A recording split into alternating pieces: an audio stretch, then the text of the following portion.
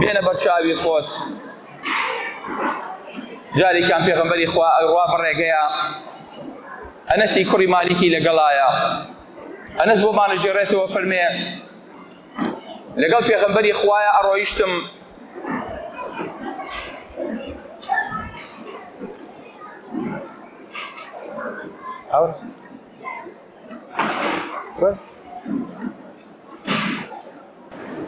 ئەوەران چیە؟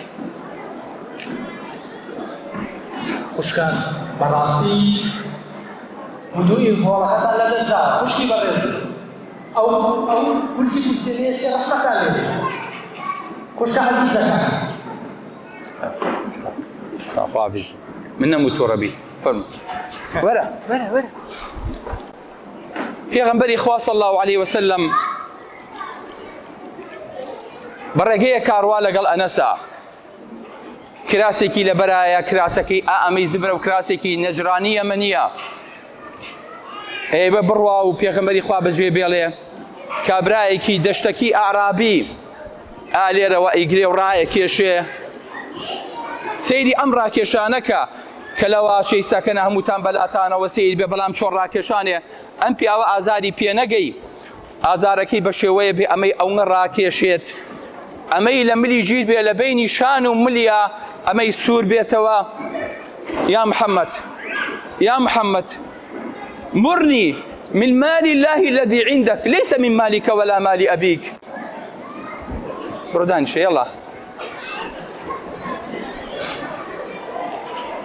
چەند ئسلوبێکی ڕەقا، چەند ئسلوبێکی ناشرینە، چەند ئسلوبێکی زبرە. کابرایەکی دەشتەکی لەناو ئەو هەموو سەحابە خۆشەویستی پێغەمبەری خوایە صلی الله علیه وسلم، ئەمەی پێغەمبەری خوا بگرێ و ڕای کێشێ. پێغەمبەری خواش کراسێکی حەریری لەبەرانە بێ، کراسێکی زبر، ئەمەی شوێنەوارەکەی دیار بێ و سوور بێتەوە. کابراش نەیەخەی پێغەمبەری خوا بگرێ، پێغەمبەری خوا ئەڕوا و دوایەکەوێ، لە دواوە پەلامارێدا. چەند ئسلوبێکی ناشینە. ئەفەرمێ فەلەحق بهی، گرتی لە دواوە، ڕای کێشاوتی یا محەممەد نێوی یا ڕەسوول الله، بە ناوی خۆیەوە بانی کرد، وتی سۆران ئەی محەممەد مر لی ئەمرکە، یعنی ئەزانێ پێغەمبەری خوش ئامرە، ئەزانێ پێغەمبەری خوش خەڵکی لەبەردەسایە. من مال الله الذي عندك، ئەمرم بۆ بکە لەو پارەیەی خوا کە لای تۆیە، یعنی پارەکەی تۆ نییە. لە ڕیوایەتێکی تراڵێ لا من مالك ولا من مال أبيك، نەپارەی تۆیە نەپارەی باوکتە. چەند کەلیمەیەکی ناشرینە، چەند ئسلوبێکی زبرە بەرامبەر چێژ بەرامبەر پێغەمبەری خوا بکرێ صلی الله علیه وسلم. اینجا ناژڵێ پارە، ئەڵێ ئەو پارەی کە لاتە، یعنی ئەزانم پارە ولایە، یعنی ئەزانم بوجەکەتان زۆرە و پارەکەتان خەزم کردووە و پارە نایان بە خەڵکی، ئاگام لێیە. من مطلعم بۆی کە پارەتدایە، پارەکەشی خۆ نییە، پارەکەش هی خەڵکە و هی خوایە. ئەمر کە بە پارەم بنێ تو ئەو خوایە. ئێستا ئەم ئسلوبە لەگەڵ مەسئولانە، هەر لەگەڵ مەسئولانە، هەر فەقیرێک لەو بە دەرگای ساکەنە هاتۆ سواڵەکات بەو ئسلوبە داوای لە هەر کەسێکمان کردایە چیمان پێ کرد. ئەمانە کوڕم تۆ جارێ هەر داوای پارە ئەەکەی تۆزە ئسلوبە جوان بێ، بە نەرمی داوا بکە، لەسەر خۆ داوا بکە. ئەمە ئسلوبە، ئەمە تۆ هەر لێرەنەیە حەودانە مخالەفە و کرد. کابرا ڕۆیشتووە دوای کەوتویت، ئەڕوات و گرتوتە، کراسەکەی و ڕاکێشاوە، ئازارت داوە، ملاملی سوور کردوتەوە. اینجا بە ناوی خۆتەوە ئەڵێی محەممەد، اینجا ئەڵێی ئەو پارەی کەلاتە، نازانی لایەتی یان نا، محەممەدە تۆ فەقیرترەیان نا صلی الله علیه وسلم.